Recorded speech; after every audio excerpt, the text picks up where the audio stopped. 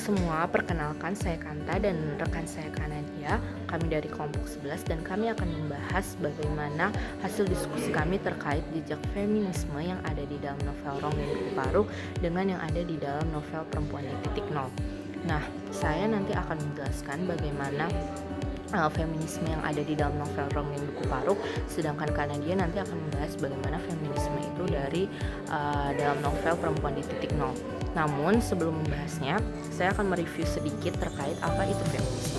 Seperti yang sudah sama-sama kita pelajari di dalam kelas dan apa yang sudah kami baca dan pelajari, kami menyimpulkan bahwa feminisme ini merupakan teori yang membahas tentang kesamaan hak antara perempuan dan laki-laki.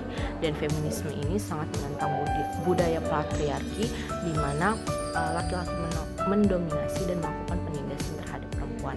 Dan kami juga menyimpulkan bahwa tujuan adanya unsur feminisme di dalam karya sastra adalah sebagai alat untuk menyuarakan hak-hak perempuan dan mendorong adanya perubahan positif di dalam masyarakat terkait hal-hal yang menyangkut perempuan itu sendiri.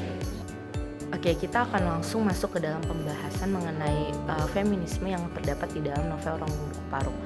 Nah, jika kita lihat unsur feminisme yang ada di dalam novel Ronggeng Duku Paruk ini sebenarnya tidak sejelas yang kita lihat dari dalam novel Perempuan di Titik Nol. Kenapa? Karena di dalam novel Ronggeng Duku Paruk yang sudah kita baca di versi pertama ini, tokoh Serintil sebenarnya masih belum menyadari bahwa posisinya sebagai Ronggeng itu sebenarnya tidak benar gitu. Di dalam versi pertama ini dia masih menerima posisinya sebagai Ronggeng. Dan unsur feminisme di dalam novel Ronggeng Duku Paruk ini akan terlihat jelas jika kita sudah membaca ketiga versi dari novel Ronggeng Duku Paruk ini. Nah, namun kami tetap menganalisis mengenai bagaimana unsur feminisme yang ada di dalam novel Ronggeng Duku Paruk versi pertama ini yang sudah kita baca bersama-sama. Nah, feminisme yang kami temukan di dalam novel Ronggeng Duku Paruk versi pertama ini adalah feminisme radikal. Seperti yang sudah kita pelajari di pertemuan sebelumnya, kita tahu bahwa feminisme radikal ini menganggap bahwa budaya patriarki ini sebagai salah satu penyebab utama penindasan terhadap perempuan, dan feminisme radikal ini fokus terhadap isu-isu seperti reproduksi, kekerasan seksual, kontrol atas tubuh wanita, dan hal-hal sejenisnya. Nah, seperti yang sudah kita baca di dalam novel Ronggeng Duku Paruk versi pertama ini, kita tahu bahwa posisi Serintil sebagai Ronggeng memiliki arti bahwa tubuh Serintil tidak lagi miliknya sendiri, melainkan sudah menjadi milik bersama, yaitu milik warga dari desa Duku Paruk tersebut.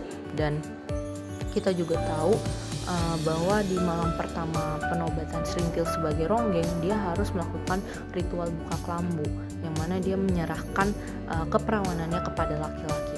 Dan dari sini kita sebenarnya bisa menyimpulkan bahwa ritual buka kelambu ini merupakan salah satu contoh konkret dari adanya budaya patriarki yang dimana perempuan itu dalam konteks ini Serintil dijadikan sebagai objek yang memuaskan nafsu dari laki-laki, dan laki-laki inilah yang memiliki kewenangan, memiliki otoritas, memiliki kontrol terhadap tubuh perempuan, yang mana di dalam novel ini diperankan oleh Serintil sebagai Ronggeng, seperti itu.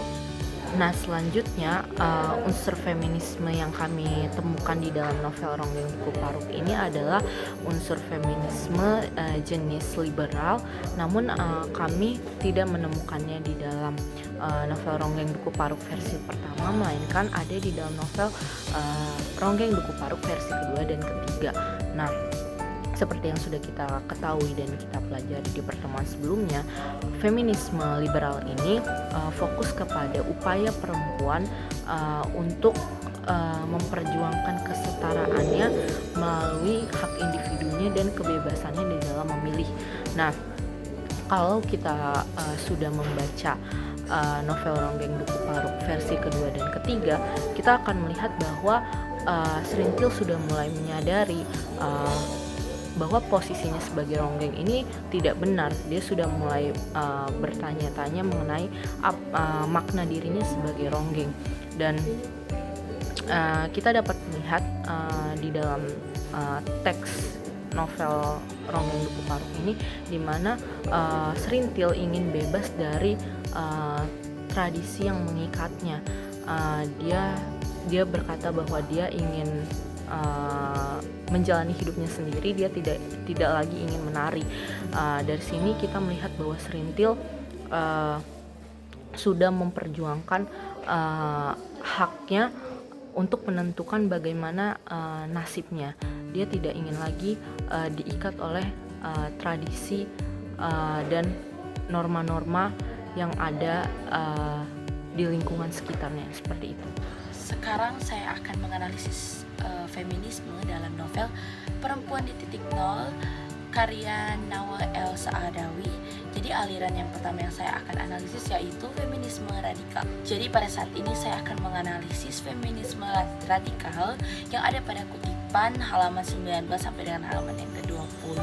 Jadi dalam kutipan yang pertama, pada saat Firdaus menanyakan identitas kepada ibunya, namun Firdaus ini tidak mendapatkan jawaban. Malahan Firdaus mendapatkan kekerasan dari ibunya dengan cara ibunya menyuruh seorang perempuan untuk memotong sebagian tubuh dari Firdaus tanpa meninggalkan alasan apapun.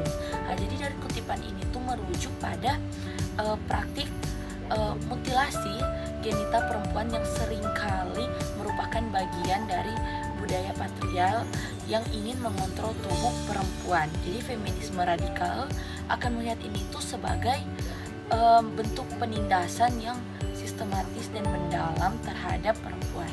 Jadi dalam kutipan yang kedua yaitu pelecehan seksual yang dilakukan oleh Paman Firdaus dalam kutipan ini itu adalah contoh nyata dari penindasan patriarki yang dilawan oleh feminisme radikal.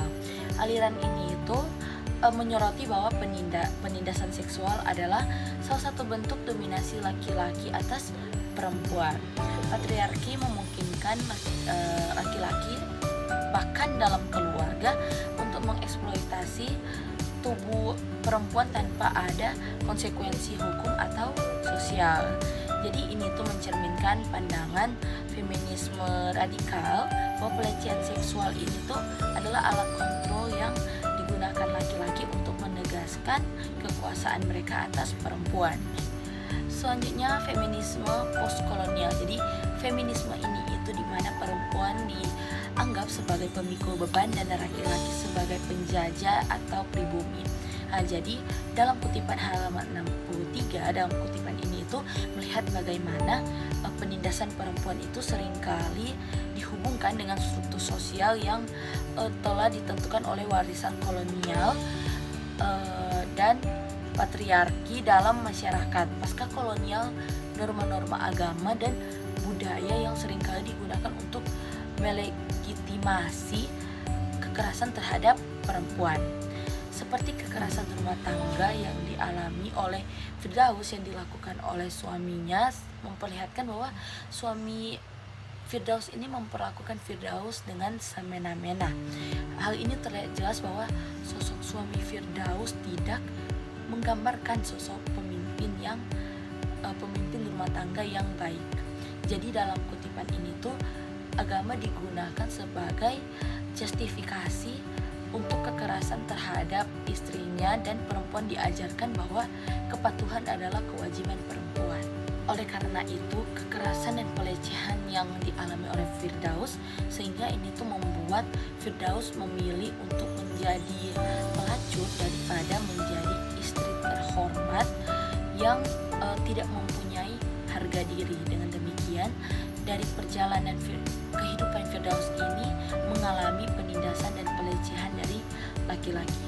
Tapi Firdaus ini merupakan sosok yang berani memperjuangkan hidupnya di tengah budaya patriarki yang sangat erat berat, meskipun akhirnya Firdaus harus masuk penjara dan dihukum mati karena membunuh seseorang yang ia lakukan. Tapi itu bukanlah suatu kesalahan yang sepenuhnya dilakukan oleh Firdaus. Jadi dalam novel ini kita bisa melihat bahwa perempuan itu dianggap rendah dan tertindas. Hal ini terlihat bahwa perempuan diperlakukan dengan tidak adil oleh laki-laki maupun orang lain. Jadi setiap manusia hendaklah diperlakukan sesuai dengan hakikat dan martabatnya.